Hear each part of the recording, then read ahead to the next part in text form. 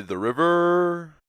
Doesn't do anything well. There is not one. I'm sorry. There was no creativity. As a Union fan, I take that all day. Another DP. We need to go get Mario Balotelli. Tuperas y tuperas. Happy Tuesday to all. Welcome to a special edition of DOOP by the River here. We have a very special guest that we want to bring to you guys today.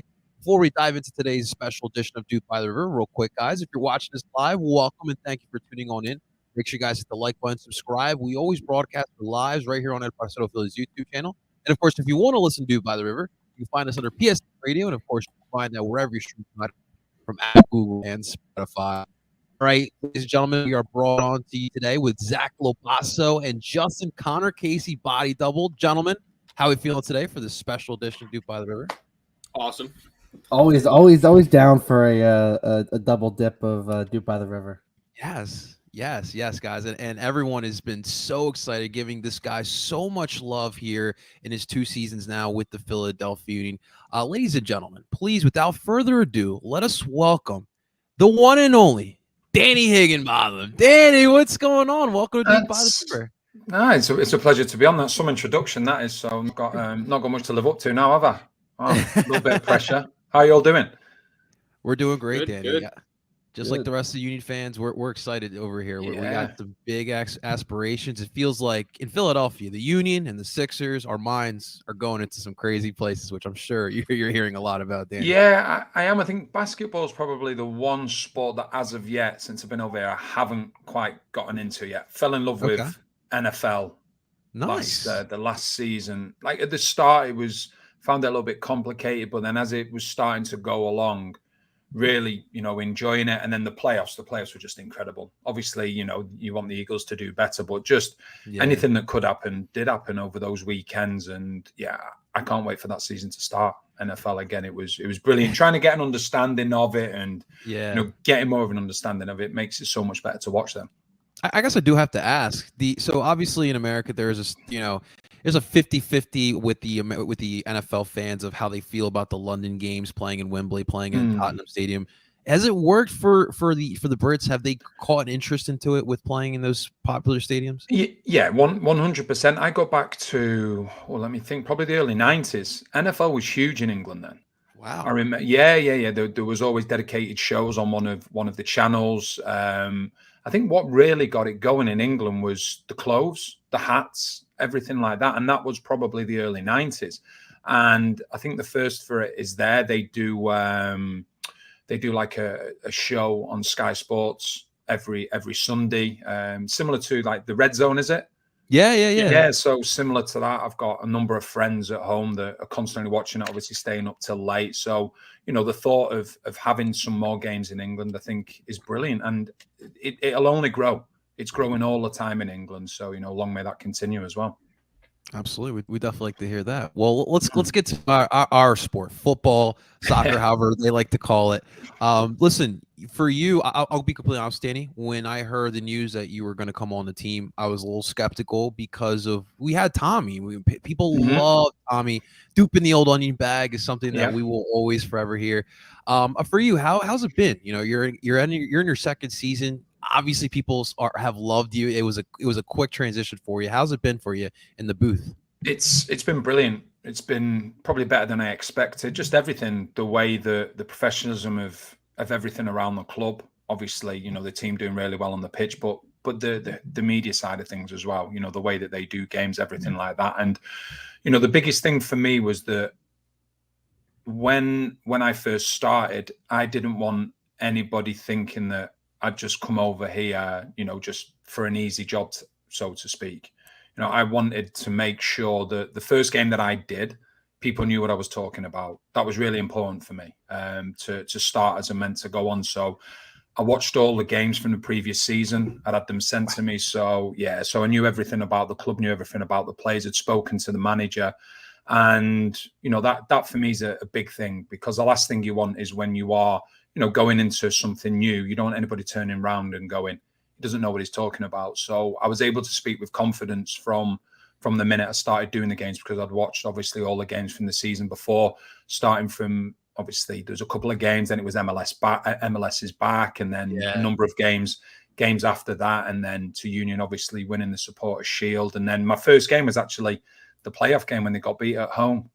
So that was obviously a difficult one to take, being the first game, but yeah, that was so important for me. So when I then did my first game, which I think may actually have been into Miami at home, you know, I was speaking off knowledge then, because I'd, you know, watched so many games, and if I wasn't able to watch them live in England, someone from the club would send them to me, so I was able to catch up, and I had a whole notebook of everything to do with all the players, to do with the systems, the styles, and you know, that was something that I needed to do, just to make sure that people weren't looking at me and going, "He's just come here, you know, for an easy ride," so to speak. I wanted people to know that I was fully into this, and you know, that I was taking everything serious and trying to be as professional as possible.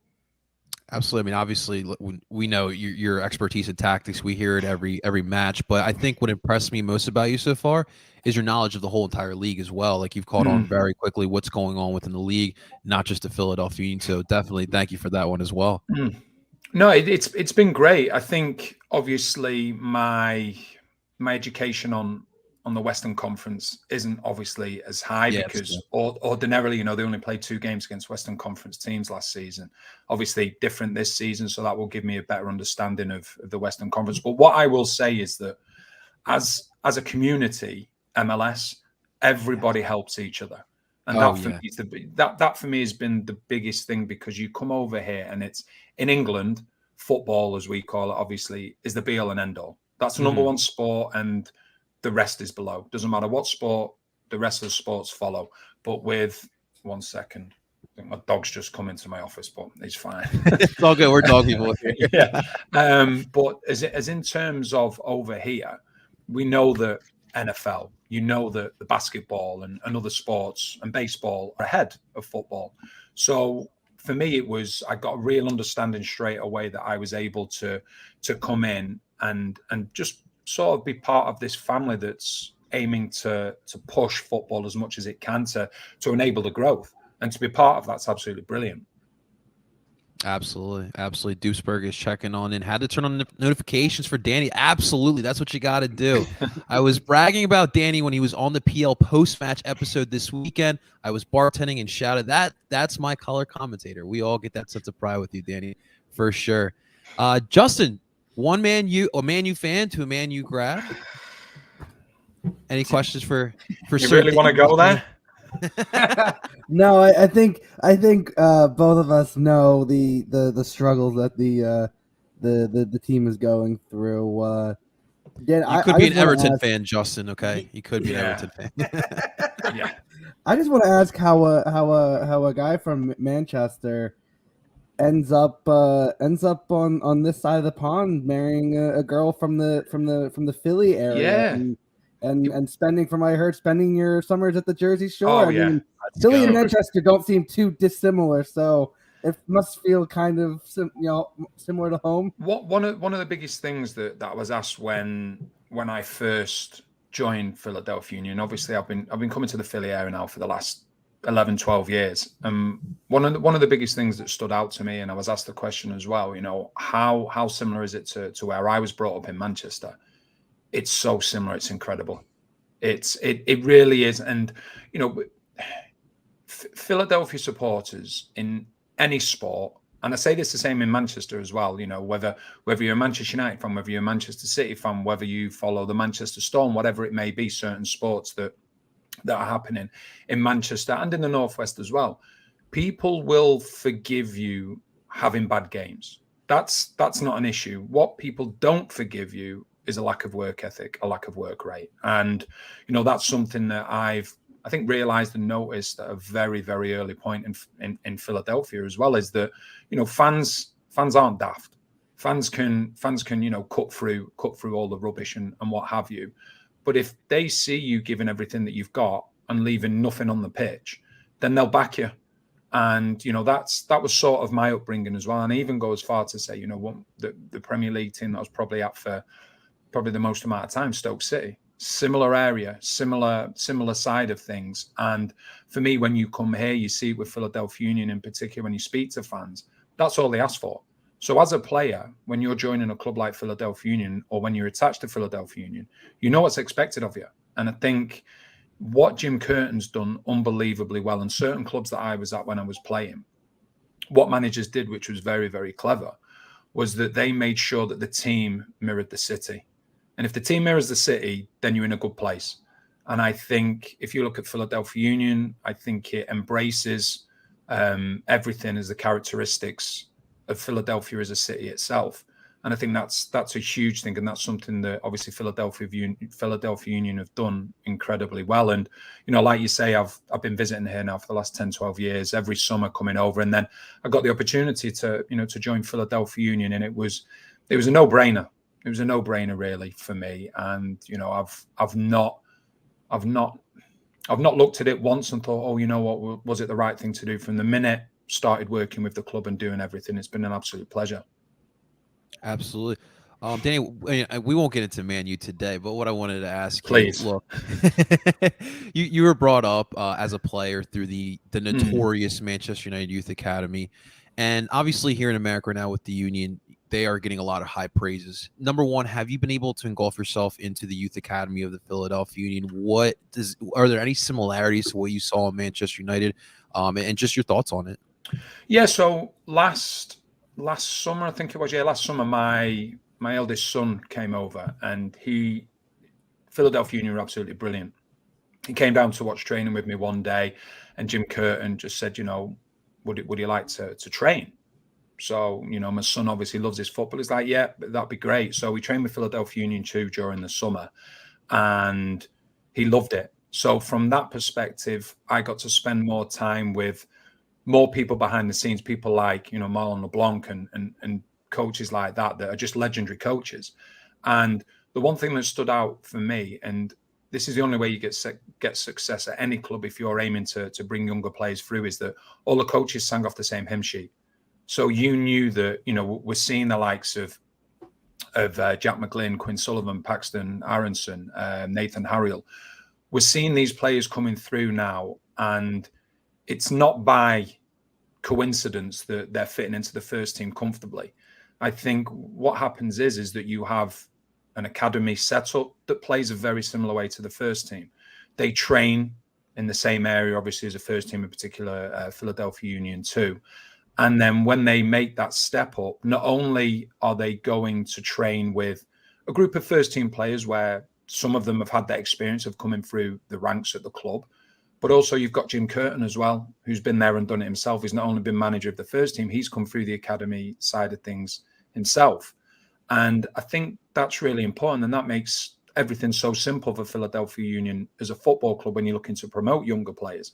And that's what they've done. And I think when you look around MLS, there'll be a lot of teams, a lot of clubs looking at Philadelphia Union and being quite jealous and quite envious of the way that the club that does things, because, you go back a few years ago, you had Mark McKenzie, you had Brendan Aronson. Now, all of a sudden, you're talking about the next wave of younger players coming through. And then below them, there'll be a new wave coming through as well. So it's incredible. So for me to go and watch the training, like I say, when I go and watch the first team training leading up to a game, or when I've watched Philadelphia Union 2 training, it's so similar in terms of the way that they do things. So the pathway there, if you're good enough, it's simplified, because when you go and train with the first team, yes, you're training with higher quality, but it's expected of you because you've been doing it for so long yourself. So it's brilliant the way that things are done, all the way from a really, really young age all the way through to the first team.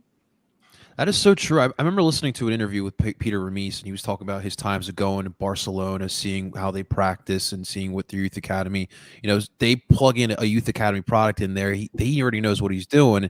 And then I think he mentioned this was like when Alex Song was with Barcelona, and he would struggle at times to kind of mesh, but the kids had no issues. And I do see that here with the Union. I mean, we saw last year how, like you mentioned, Paxton and Quinn and Jack were able to seamlessly get put in there, and then we really didn't lose a step there. It's so important with our youth academy. It's so much fun to watch right now.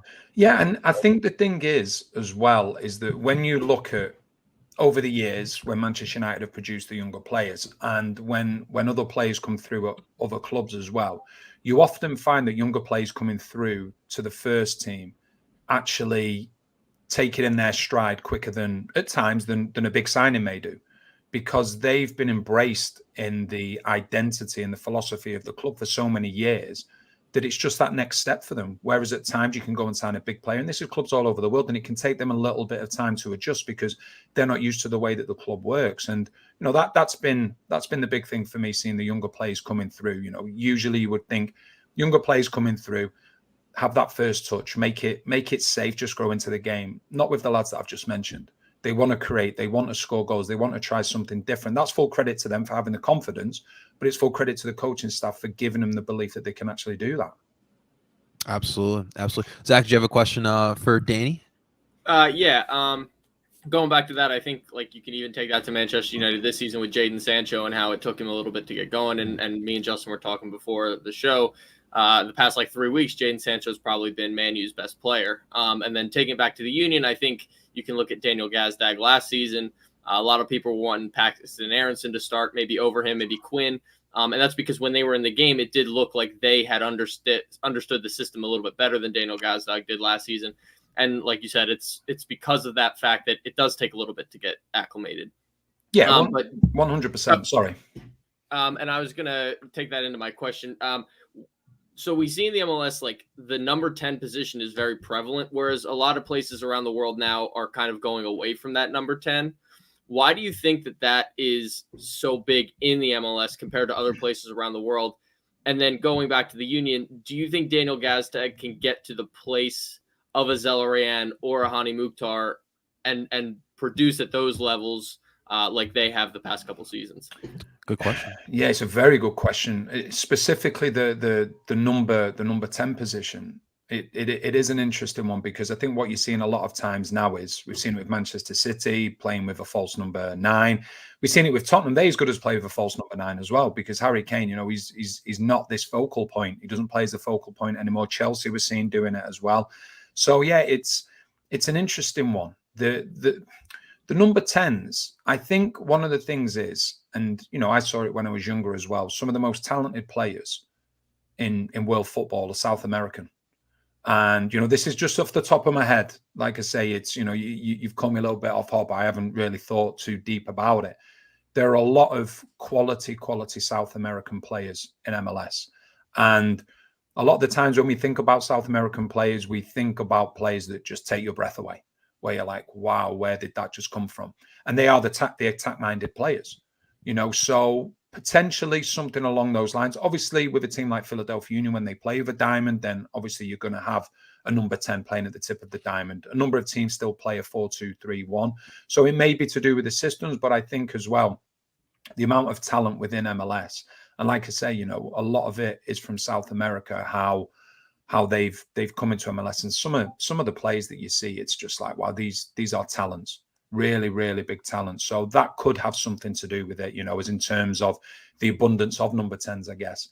As for Daniel Gazdag, I think him joining the club last season, I think that was a nice settling in period, I think, for him. I think the biggest thing for him last season was getting to understand the press, because the number 10, people talk about, well, you've got to be a player that can create. You've got to be able to do things, but you've got to be able to pick a pass. But when the way that Philadelphia Union play, usually it's the player that sets off the trigger for the press as well. And I think that's something that took a little bit of time for him to get used to. And then what we saw towards the end of the season, when they were struggling for centre forwards because of injuries, that's when we saw the Christmas tree with the 4-3-2-1. I think Montero at the time probably took a little bit of the pressure off Gazdag as well then, because there was 2 number 10s. Now, the start of this season, it's like, okay, well, you know, the shirt is your own now. There is competition, no question about it. I think Paxton Aronson will be putting pressure on him, and that's what you want. Top players embrace pressure. Now, obviously, I think the majority of the team was slow starters in the first game against Minnesota. I thought Daniel Gazdag, I thought he was decent against Montreal. I thought it was a really good performance. I look at him and I think to myself, this is a player with talent, and you just want him to believe in himself more, because I think he has the ability. I don't think there's any doubt about that, but it's just him getting it out of himself on a consistent basis. Because what was really interesting, and when I talk about the belief, you're attacking players, you know, the biggest thing that they live off is confidence. If you get the opportunity, not that you're going to, but if you can look back and remember, the 10 minutes after he scored against Montreal, he was a different player. A completely different player. He was like, oh, okay, yeah, you know what? I've still got this ability. I can put the ball into the back of the net. And, you know, you physically saw the belief in him grow. You physically saw his stature grow as well. And, you know, that can only be a good thing. So, you know, I think based on that and the fact of there is going to be pressure on him, and that's what you want at clubs, because that gets the best out of players, then, you know, hopefully that then in turn will get the best out of Garsdorp. Danny, so I am a proud Colombian American. I am a proud Colombian national team fan. I really hope the 10 doesn't go anywhere, because obviously you know our history with the 10. Would you agree with what I said then, as in terms of number 10s in MLS? Would you say that may have something to do with it? Because yeah, that's the only thing I can think of. I mean, there's so many South American midfielders in this league as well, and it's a great place here, and you know, I really do hope we can get more Miguel Almiron sales in this league. I do see that future for this league. I don't mind having these young kids come in here from South America, play a couple years, and get sold to a Newcastle or you name it. You know, I know Alphonso Davies is a wing back, but you know, getting sold to Bayern, really big deal as well. But you know, just being that selling league, and for those South American players, you know, and another thing too, Danny, what's really important, you know, we see with Sergio having the ability to play here, raise your family in America as well. It's really huge as well, and I think this is a great opportunity not only for their careers but also for personal lives as well. And so it's a lot of fun to watch. You know, it sucks sometimes when I see like Chata, you know, doing those bicycle kicks. I'm like, I wish he was doing that. Yemi Chara always seems to know the score of bicycle kicks these days. It's just bonkers. He goes for it, and it's been working. I still got Ali, so I'll take that. There's just no dull games in MLS. You just don't know what you're going to see, and in the nicest possible way, it's because, and I want to get this to sound right, it's the lack of respect from one team to another. And I mean that in the nicest possible way. Teams don't go and go, oh, wow, oh, hang on a second, we've got no chance in this game. Teams like, you know what? We're going to take it to the opposition, and we're going to see what we can do, whether we're bottom of the league, whether we're top of the league. And I think that leads to some brilliant games. And, you know, last year, one of the things was, so when I joined Philadelphia Union, they said to me, you know, is there anything that you'd like that we can help you with? And I said, a telestrate would be brilliant. So obviously, you know, you have like a screen next to the main screen. And if you want to try and put a point across, you can draw on it. So going into the start of last season, I was like, you know what, can't wait to use this. I think throughout the season, I used it 3 times at the most. And that wasn't from the want of trying, because I'm like, I'm saying to the producer, I'm saying to Jordan, next break, can you just get this? Because I want to put this in a replay. By the time you get to the next break, it's forgotten about. The game is too fast. It's too intense. So the only time we've been able to do it is when there's been a set piece or something like that. So I don't mind, but it just tells you the pace of the game. It's so quick. It's end to end. You've got to be careful when you are trying to get replays, and you've got to be careful when you're speaking about something, because all of a sudden the ball can be, you know, talking about a chance down one end, and you know, by the time you finish talking, the ball's in the back of the other net. So it's a thrilling league. And you know, I think one of the things when I first moved over, one of the things that I couldn't get my head around was no relegation. That's not that's not how I've been brought up. And obviously it's a thing in American sports. So I was like, well, what does this lead to? And then all of a sudden people are saying to me, just wait for the playoffs in all these sports. And then all of a sudden the playoffs begin. It's like, okay, yeah, I see where you're coming from. So it's still a little bit different for me to not see promotion. To not see promotion and relegation. But when you've got the playoffs at the end, that adds to that just incredible excitement, as we saw from Philadelphia Union's perspective last season, both good and bad. Yeah, it just adds to the hype at the end of the season. No, Danny, there is promotion. It's just if you have $300 million, I got in Cincinnati, you can buy your way out. Yeah, it is a little bit different. But then even when you look at that has its positives as well. Because one of the things that we've seen in England, in Europe, in recent seasons is like huge clubs go into financial despair, like real financial despair. And, you know, even some of the local clubs where I grew up, you know, teams like Bury going out of existence. You know, that shouldn't happen, you know, real family orientated clubs. And then you've got other clubs that all of a sudden, 1 minute they're in the Premier League, 3 years later they're in League Two or League One, and just because they haven't managed things right. So that's one of the things that you don't listen. You may be able to tell me more, but that's one of the things you don't tend to see over here because of the way the leagues are run. No, I think the only place you see that, and it's why I've said for a while that until the structure is set up in this country for promotion and relegation, with the way that the Premier League and Bundesliga and other leagues have essentially parachute payments to help teams go down, you see a lot of USL teams, and that's why the USL has kind of consolidated itself into these three leagues, into creating stability because I mean, over the last 2 decades, there have been a number of teams that they're doing great for 5 years and then they just close their doors. Yeah. And I think that until you see that more stability, and you're starting to see that now with USL, I believe, is implementing some form of promotion and relegation. That's good for a lot of those smaller markets like a Tulsa, an Oklahoma City and Sacramento. A lot of these centers are probably aren't going to get an MLS franchise. So it is a help support local. And so I think it's an adjustment for people to say, oh, wow, you don't really have promotion and relegation, but there still is a structure. It's just a slowly developing one at that. I just would find like what would like if we had promotion relegation, right? And what would American sport say if MLS final was like between Albuquerque and Montana FC? Like what would they say awesome. that? It'd be awesome. I don't know, but FC Cincinnati would be literally and to put in Dave's perspective, non-league football. It would have just been bad at this point. Yeah, it would be. The whole dynamics would have to change, wouldn't it? I think first and foremost, obviously, that there would have to be a lot more teams, I would have thought, to create that scenario where you can have it. And then there's other scenarios. It's the playoffs. It's then all of a sudden it's like one of the things, like if I'm looking at things myself, right, I want to be part of a club that's getting a franchise. I don't want to be paying a considerable amount of money for a franchise knowing full well then that I could get relegated in the first season. Yeah, so that, yeah, and that's common sense. I just feel that like the way MLS do things at the moment is in terms of, listen, there may come a time when there is promotion, when there is relegation, as in terms of the MLS side of things. But I just think now you're looking at all of these teams, like some of the stadiums, some of the and the crowds now, the growth. MLS is on a really, really good path. I know we saw another expansion team, Charlotte, 75,000. That's great. Their home game. I think, listen, you can tell me more, but I think if someone would have said that 7-8 years ago that an expansion team is going to come in, they're going to have 75,000 the first home game, people would probably laughed. So that tells you that the country's doing something right when it comes to football, and long may that continue, because the room for growth of the sport in this country, obviously with the US men's national team doing well and the young players that are coming through as well, the sky has to be the limit. It's as simple as that, because I just think there is so much room, and I think it's exciting times for football in this country.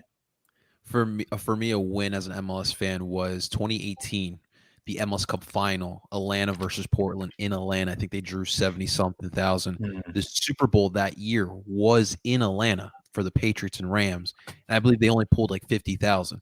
And for me, I was just like, "Let's go! Here we go! Just outdid the Super Bowl. Let's go!" So that was a lot of fun. But that's stuff that we have to continue seeing.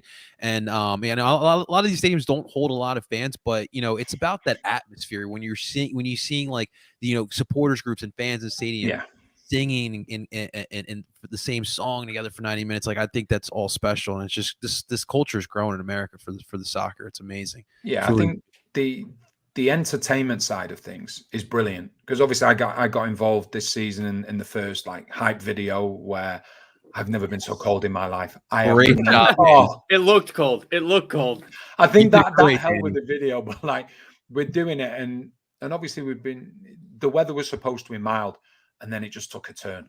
It took a turn like for the worst, and we're sat outside there, and it's like, okay, how long is this going to take? Obviously, we're going through it, and everybody involved was brilliant. But then after about 25, 30 minutes, like, we've got to go inside.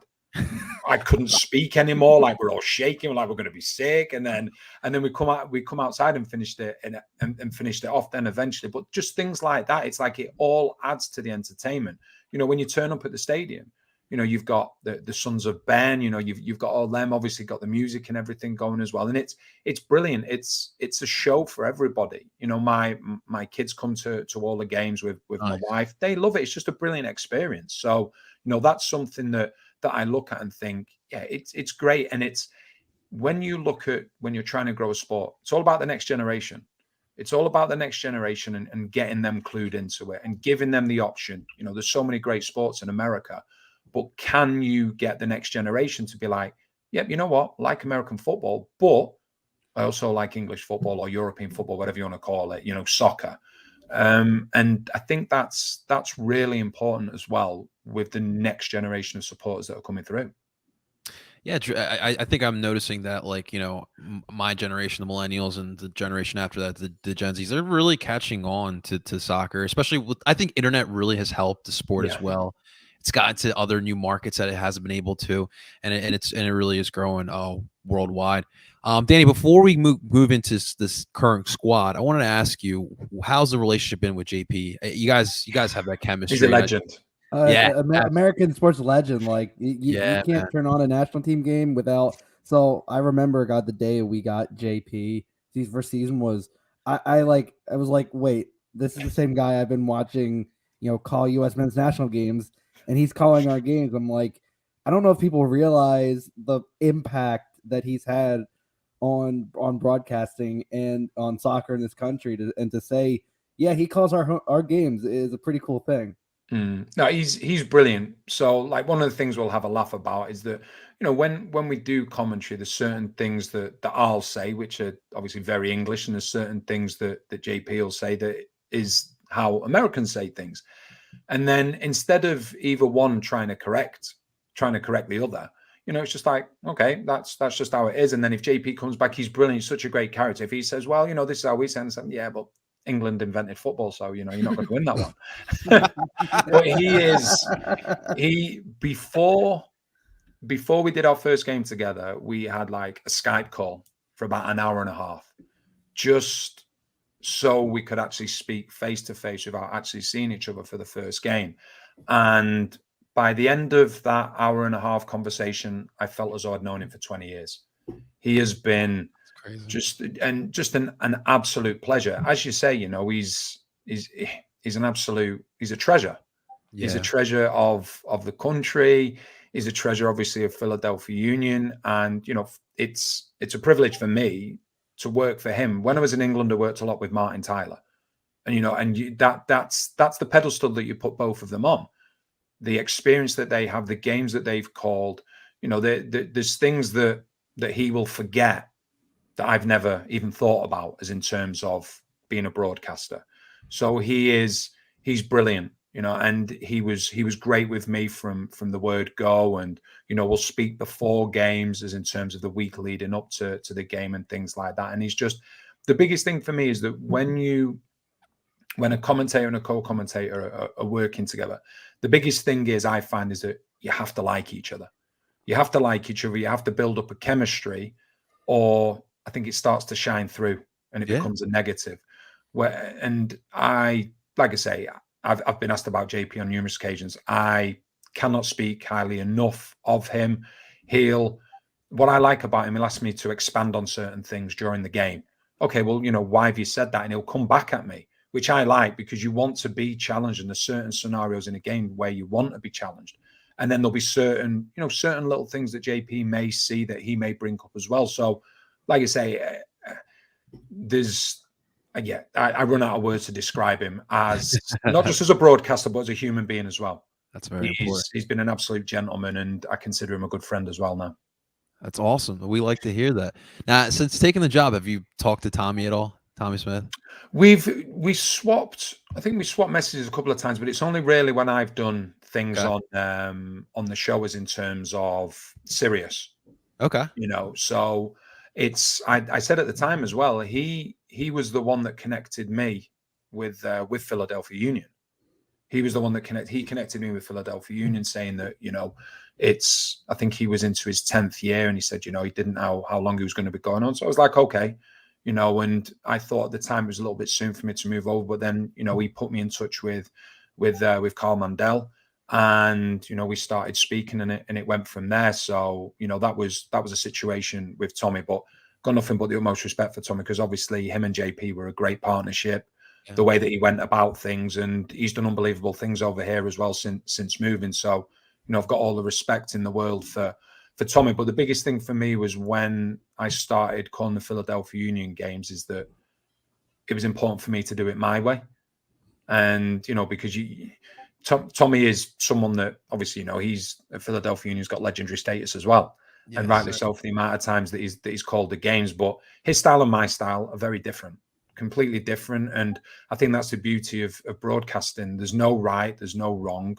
There's not necessarily good and there's not necessarily bad. It's just, each person has their own style of doing things, and then people either like it or they don't like it. But I think it's important that you always try to be yourself when you are broadcasting.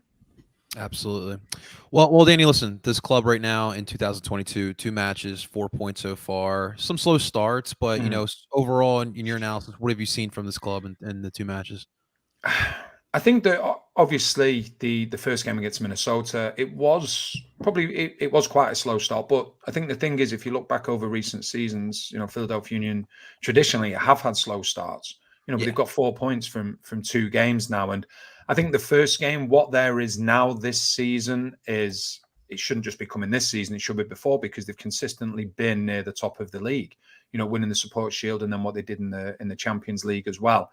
I think now probably there is more pressure now, because I think more people than ever are actually talking about Philadelphia Union. You listen to podcasts, you listen to people that follow MLS and they know MLS inside out. They put Philadelphia Union right at the top as in terms of challenging for MLS Cup. So I think that in itself can transmit a few nerves. But I think when the team has achieved what it's achieved over the years, they've earned the right to have that pressure on them, and it should be a good pressure. And I think the first game at home, it was like, okay, yeah, well, we're one of the favorites now. And instead of doing everything what's made them one of the favorites, I think they maybe were just a little bit nervous. And it wasn't for the want of trying, but they, just overcomplicated things at times. Whereas I think in the second game, in very, very difficult circumstances at Montreal, which was, in my opinion, is a dangerous pitch to play on. They managed to deal with it, went a goal behind against a run of play, but then came strong in the second half. And I think the belief that will have given them, not just to get that first win in the second game, but to get that win away from home, because their away form was up and down last season.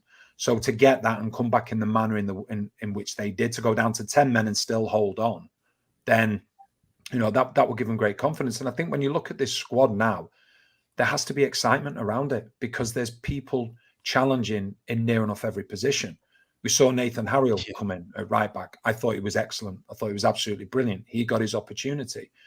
So we've seen Carranza coming in. I thought he was really good last week until he got sent off. So there's so much to be excited about. And then obviously the main man, that everyone's talking about now, Ua, he came in. And I think whereas one of the things I mentioned on the broadcast as well was that a lot of people will talk about, but he's had 2 one-on-ones. He's not put them into the back of the net. Do you remember having one-on-ones like that before from Philadelphia Union side of things? No. So not for quite some time. Yeah, quite some time.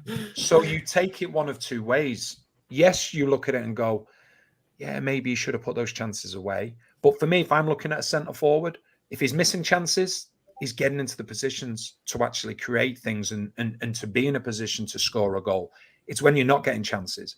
And, he came on and all of a sudden he finds himself getting 2 one-on-ones in, the short amount of time that he was on. So I'm really excited to see him. I think he could be, a real fan's favorite.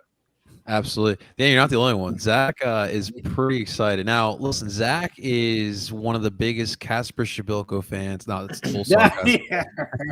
He's had his fair share worth, but no, we've talked about this attack quite a few, and we're really excited. I mean, we talked about it yesterday. We had a San Jose guy on, and we were talking about Carranza, and really showed some really good things. I mean, for Carranza, I think just getting out of that Miami situation, I think it was really big for him in general, and just being in the situation here with Philly. I mean, we just talked about Jim and just this camaraderie that this dressing room has as well. I think it's really taking Carranza to another level, and I think we're going to see some good things from him this season. Yeah, I think one of the big things when you look at Carranza, I think, as you quite rightly said, Higuain's the main man into Miami, and it's going to be very difficult to dislodge him.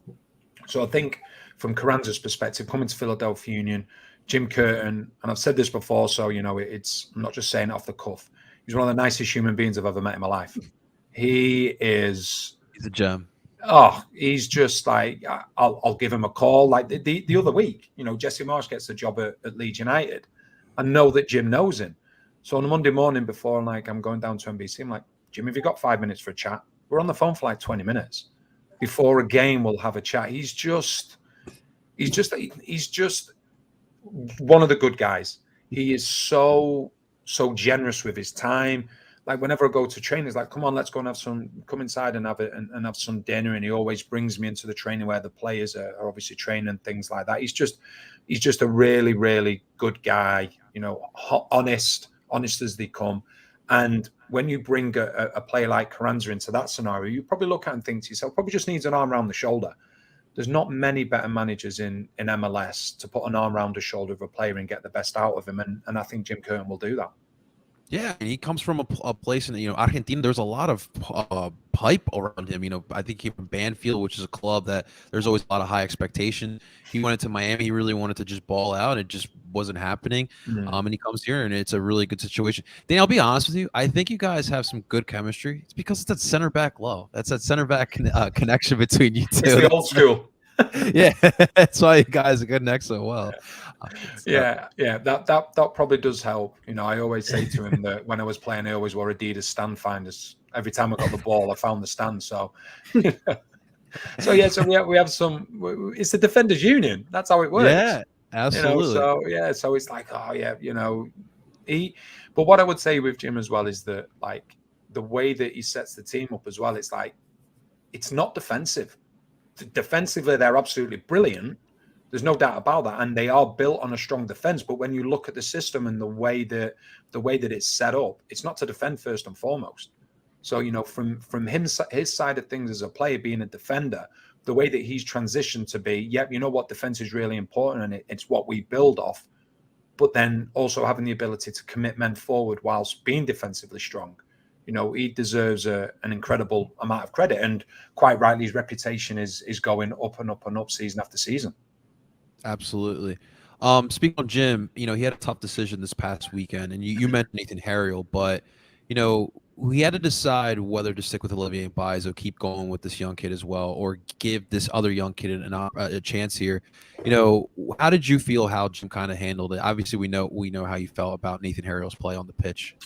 I think what the biggest thing is, because I don't look at a scenario like that from a manager's side of things. I look from a player's side of things. So if I'm a player, and by all accounts, Harriel had a really good preseason. He did well when he was called upon last season. So then, what you're always making sure that you're doing when you're in training, you're training to impress. And you're hoping to impress so that you get an opportunity. Now, I think obviously the first game, Mbaizo, it was obviously a defensive mistake that led to the goal. I think you go back to NYCFC, there's question marks over his defending as well. Now, I thought, in particular, the first half of last season, there was an argument to say that Mbaizo was one of the best players on the team. Now, he's still a quality player, no doubt about it, but you need to have competition for places. And the only way you're going to have competition for places at a club is if no players are untouchable. Now, at the moment, you look at the likes of Blake, you look at Elliott, you look at Glesnes and certain other players, Martinez, they are untouchable, but they've made themselves untouchable. It's not as though they're playing poor, but they're still untouchable. So it's so important. If you are going to have this healthy competition, then players need to know that they're only a few games away from possibly being out of the starting 11. And the players that are outside the starting 11 need to know that if they keep impressing in training, then they may only be a game or two away from playing themselves. And that's what you want from a player's side of things. And I think with Jim, I think he's the same age as me, so he's relatively fresh from that side of the game. So he knows the players, he knows how they're thinking, and that's probably one of the things that he probably looked at and thought, well, the player's playing really well. I've got to give him an opportunity, especially if a player in his position isn't performing. And that's what it does. And now the aim now is Bizo looks at that and goes, okay, you're going to challenge me for my position, are you? Well, you know what? I'm going to go up another level. Then the challenge is to Harold is like, okay, well, I'm going to make sure that I stay in the team because I'm going to keep performing. And that's what you do. You look at all the top teams in world football.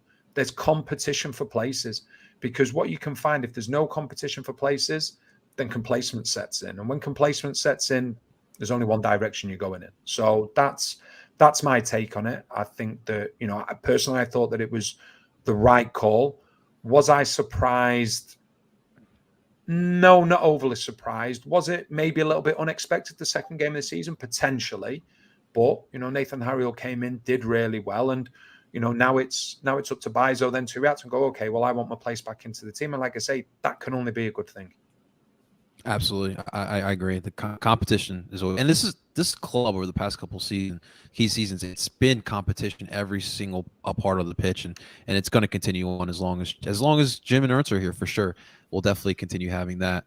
Another player I've been keeping my eye out, Leon Flock. Love Leon. He obviously is a great person. Defensively, so sound. He's really good at that. The attacking is something I've been critical about with him. And let's be honest, there is a Jack McGlynn that is, like you just mentioned, breathing over his shoulder, trying to prove that he belongs in the starting 11. What do you see from Leon and possibly Jack pushing him to take a spot? Yeah, I think again, it's an interesting scenario. With Leon, he knows that there'll be pressure from other players that want to be playing. I think sometimes we forget Leon Flock is only just turned 21, and I think we forget that sometimes, because I at times I'm like, I had to pull myself back a little bit last season. I was like, no, he's not still 20. He's just turned 21. Now, I think that goes against him, because I think people look at him and think he's a seasoned professional. I think people look at him and think, yeah, he's 26, 27. It's not until you realize his age that you think to yourself, wow, he's a good player. He's a good player that's only going to get better. I think when he first joined the club last year, I think he was probably a player that people thought he can fill in if Wagner gets injured or Martinez is injured or the suspensions in the team. He near enough made himself undroppable. Now, obviously, the next step for him is to bring more, and the attacking side, he's trying to get forward more. But then there's another way that you can look at it then and say, right, okay, Wagner, one of the best left backs in MLS, one of the best attacking fullbacks in MLS. So if he's going forward, he's got that extra insurance that Flock's going to sit in his position and allow him to go forward. So there's two different ways of looking at it. I think what you want, we see Bedoya, the experience that he's got, he'll get forward. We saw with the goal that he scored at the weekend. And I think from Flock's perspective, that will be the next step for him. Defensively, he's been absolutely brilliant. But it is now trying to add that attacking side to his game. And like I say, with the age that he is, he has the ability to be able to learn that as that's going along, through experience, through certain instances that are happening in a game. But in the meantime, with Wagner, when he goes forward, he knows that Flock is always going to be backing him up. But like you say, there's competition for places. I think, obviously Montero left the club. All of a sudden you're looking and thinking, right, okay, well, you've got Jack McGlynn. He could potentially, pressure Leon Flock. But it's another position where if you're a star, you have to embrace that pressure. Because if you embrace that pressure, it will make you a better player. And that's what, Philadelphia Union have got now. I think there's an argument to say that this is probably one of the strongest ever squads that they've had. And there is competition for places in all different positions. You look at the two centre-backs, Iglesias and Elliott, best partnership in MLS as far as I'm concerned. Mm-hmm. But then you've got Finley. Yeah. He's a really good player as well. You saw the way that he performed when he was called upon last season, the situation against NYCFC. And when I go and watch the training, he's the ultimate team player. He's the ultimate team player. It's like, you're always talking to the other centre-backs. He'll come over and have a chat with me and things like that. And I've been in that position before where you just can't see the wood for the trees. You're like, oh, when am I going to get my opportunity?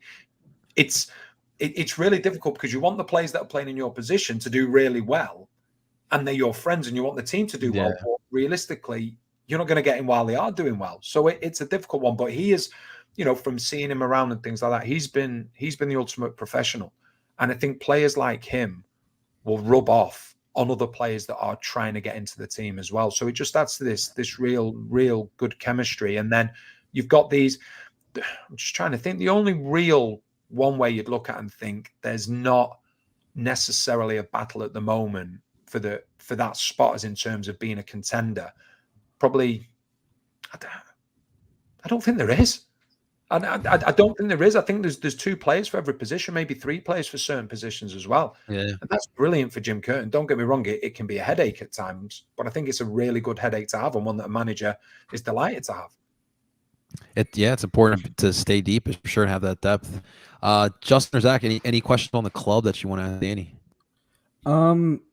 Yeah, we talked about Gazdag kind of settling into the team, and the one thing that Zach and I have mentioned this season compared to last, the biggest improvement with Daniel Gazdag appears to be having strikers that can easily do these 1-2 combinations and get him moving and get him on the ball. Danny, what do you think has the change in the striker core has done to kind of give Daniel the jump to really play up to what we kind of saw in flashes last year, but didn't see consistently until maybe the playoffs is kind of when you saw it peak a little bit. But I think it's a really good point. I think when you look at the forwards that are at the club now, the one thing that stands out to me is variety. You've got variety now within the front 4. So we look at last season, the majority of the time it was 3 centre forwards. You had Burke, you had Shabilko, and you had Santos. Santos was the only real one that was going to run in behind. With Burke and Shabilko, both focal point centre forwards, play the ball up to them, and then you get runners off them, or they can drop a little bit deeper and bring others into play. I look at it now and I see Ua, and I think to myself, I think he can do both. He's big, he's tall, he's physical. You saw his pace against Montreal last week. So he can stretch the game or he can come short. I think we've seen the intelligence of Carranza, happy to drop deep into that number 10 position. Santos on his day with consistency, he's a challenge for anybody in this league.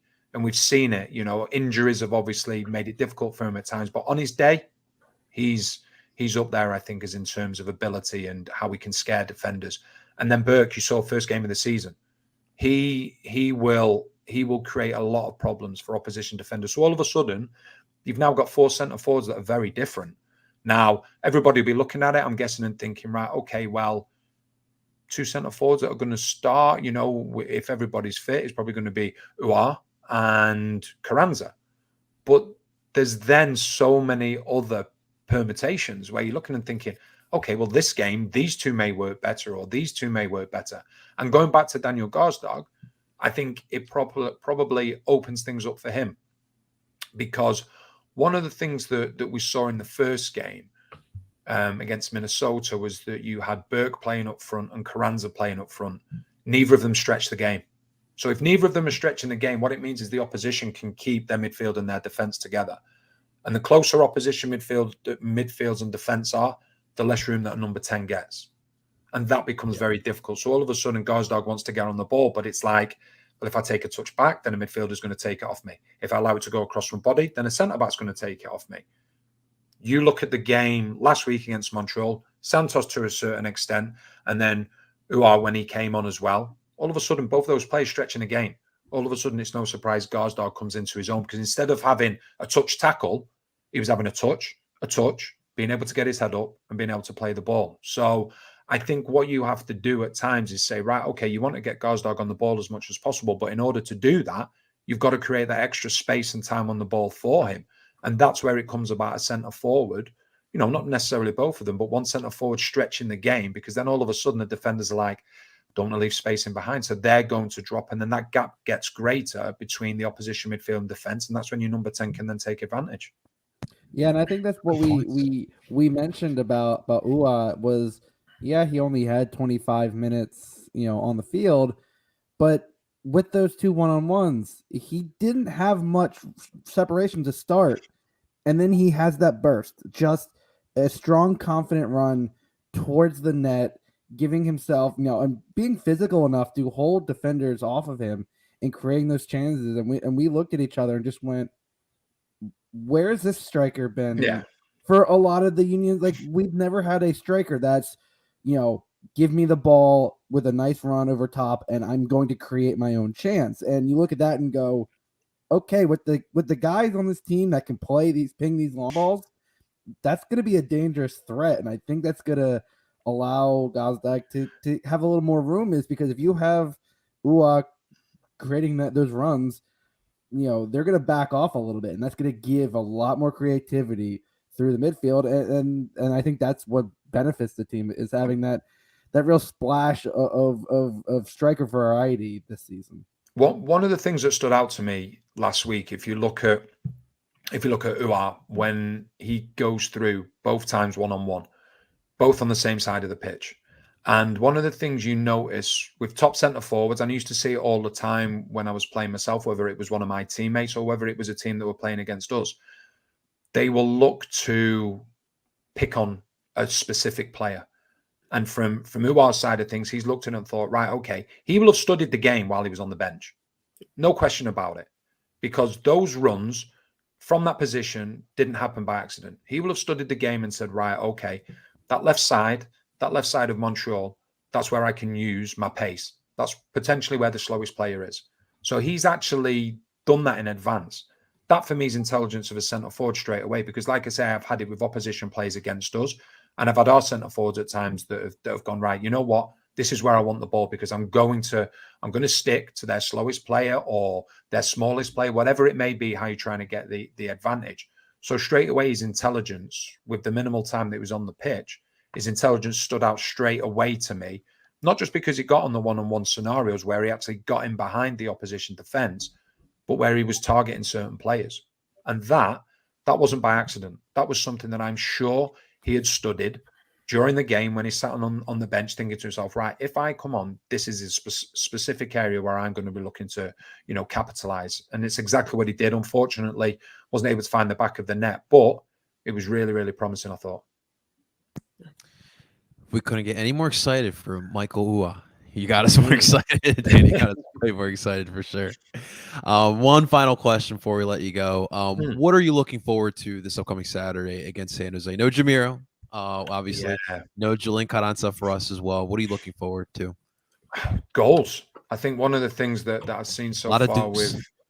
Yeah, I think one of the things that I've seen with San Jose this season so far is that they love to attack and they just go for it. And, it seems to be very much, I was trying to think the coach's name. Is it Almeida? Mateus Almeida, yeah. Almeida. I was saying very Bielsa-like. There you go. That's what I was going to say. He seems very, very Bielsa-like. Now, I'm my way or the highway, and it's not always worked with great results. Like, but it always leads. Of the last few seasons have had their moments where they're like, are they the dark horse contender? And then everyone is like, players have even said, have played for them, go, we just get burnt out, tired. Yeah. And like, you can't keep man marking for 90 minutes. After like 60, 65, you've seen it with Red Bull and, a couple years ago. It just, you can't sustain that kind of thing. And Almeida's tweaked it a little bit, but not as much as people seem to have thought. Yeah, and once teams figure it out, like it's the same with any system, really. Like once you figure out how to attack it and exploit it, and in a system where players are committing so heavily to one specific person, I feel like that system specifically is very easy to kind of exploit. Because if you have a guy right on your back, what's stopping you from turning and going in behind everyone else when no one else is paying attention to you making that run because they have their own specific guy that they have to mark? It's kind of one that is a double-edged sword where like you live by it, you die by it. And then we saw with Bielsa, he unfortunately did not make it. It makes for exciting games though. That's what I would say. And True. I think if you go down, the man for man approach all over the pitch, as San Jose so far seem to be doing, and they stick to the principles, and fair play to them for that. What you found with Leeds United was that what teams started to do when they played against Leeds, it required unselfish runners that were going to run, knew they weren't going to get the ball, but it was all about, okay, well, he's man marking me, is he? And he's a really good defender. He's probably the best defender in this team. I'm going to go and take him out to the wing. And I'm going to leave a huge space then for midfielders to come through or whatever it may be. So it's going to be an intriguing game. Obviously, I've not covered San Jose before, so it's a new team for me, and I'm really looking forward to it. And the more I hear about them, the more interesting it's going to be is in terms of the man for man and the way that they go about things, the Bielsa similarities. So, it'll be an exciting game. And by the looks of it, there'll be opportunities for Philadelphia Union in the home game, and they've got to take them. But San Jose, as we saw last week as well, I think they were down to 10 men. Did they come back from, was it 3-1 down? Yeah, 2 set pieces in the last 2 minutes. Francisco Calvo, who we forgot was still in the league because the last time we saw him in Philadelphia, he got a glorious red card. Yeah, so fair play to them. You just go, wait a minute. How is that? Who scored that in what minutes? It defies all logic to go from losing 3-1 at home against Red Bull to then clawing back against Columbus, who had demolished Vancouver the week before and looked like they were going to cruise to a win, and then just bad set piece coverage. That's just, I looked at those goals and went, oh my, no, that might be, we might be wrong about Columbus. They may not make the playoffs if they're going to be, coughing up leads like that. I don't want to tempt fate, but I don't see it being 0-0. I think that's a fair assumption. I think that's pretty fair. Danny, just please make your dress warm. I don't want to see in the hype video and all frozen. It's supposed to be local, maybe some rain, so we'll see. We have Zach and I have a game at 9:00 in the morning, and it's gonna be a little chilly, at 9 a.m. playing soccer. I've been warned that there could well be rain as well, but it may just miss us. So I'll have my electric coat on and everything. And yes. Feel like I'm back in Manchester. There you go. With me. Home sweet home. That's it. Absolutely. Well, Danny, listen, we appreciate you taking this time with us. Some really great insight on the club and obviously yourself, and more importantly, best of luck for the rest of the season. And we hope to see you here for 15, 20. I want to see you retire as a broadcaster here in Philadelphia. Hope, God willing, of course. But seriously, Danny, thank you so much for joining on in. My pleasure, gentlemen. Thank you. Absolutely. Ladies and gentlemen, that was Danny Higganbotham. Thank you so much for checking out this episode of DOOP by the River. We'll be back at it next week. We'll recap this match against San Jose. We'll also look ahead. Ladies and gentlemen, NYCFC week next week. Let's go. Get excited. All right, ladies and gentlemen, we'll be back again. Make sure you guys hit the like button and subscribe. Make sure you guys subscribe to PSN Radio. You'll find all of your favorite Philly Sports Hour podcasts on there as well. Ladies and gentlemen, that is Danny Higganbotham. That is Zach Labasso. That is Justin Connor Casey Body Double. Friedberg, of course, I'm at Barcelona Philly, and we're telling you guys to do ball. Talk to you guys next week.